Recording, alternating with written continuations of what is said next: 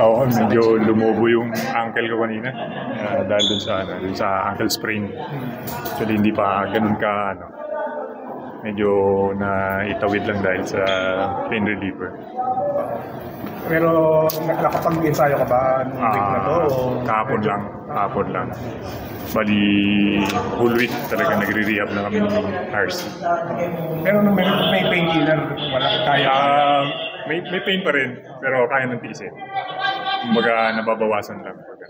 May concern ba on your part na yun nga may pain? Well, finals na kailangan na tiisin Siyempre, yung minutes ko, kailangan importante din sa kasi kumbaga, kasama na ako sa rotation So, pag nawala ako, malaking rin sa team. So, ako, kaya naman tiisin. Lalaro pa rin.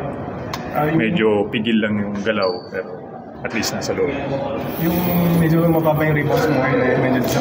yun na, hindi mo makatalon masyado. Kasi nga, masakit talaga pag umabot.